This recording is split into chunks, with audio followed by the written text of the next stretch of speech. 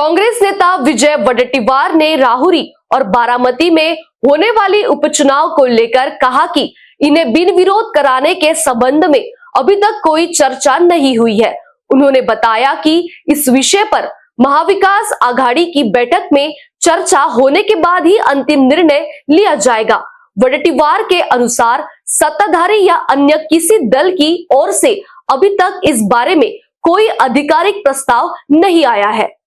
उन्होंने कहा कि मुख्यमंत्री ने इस चुनाव को बिन विरोध कराने की अपील की थी, लेकिन कांग्रेस चुनाव लड़ने के लिए पूरी तरह तैयार है। यदि चुनाव बिन विरोध होते हैं तो यह अच्छा होगा, लेकिन इसके लिए पहले सभी दलों के बीच चर्चा जरूरी है। उन्होंने यह भी कहा कि पहले भी कई बार बिन विरोध चुनाव की बात हुई, लेकिन सत्ताधारी दलों ने उम्मीदवार उतार दिए थे। वडेट्टीवार ने नमो शेतकरी स्वाभिमानी योजना को लेकर भी सरकार की आलोचना की। उन्होंने आरोप लगाया कि सरकार अनुसूचित जाति और जनजाति के कल्याण के लिए तय निधि को दूसरी योजनाओं में इस्तेमाल कर रही है। उनके अनुसार पिछले वर्ष समाज कल्याण विभाग का करीब 45% और आदिवासी विभाग का लगभग 38% ही बजट खर्च हुआ। उन्होंने कहा कि सरकार बजट को बढ़ा चढ़ाकर दिखाती है और बाद में उस निधि को अन्य योजनाओं की ओर मोड़ देती है, जिससे वास्तविक लाभार्थियों तक उसका फायदा नहीं पहुंच पाता। नाही लढायला तयार, आम्हाला पण लढायला तयार आहोत आणि विषय असा येतो की यापूर्वी जर आपण पाहिलं तर त्या ठिकाणी ती भूमिका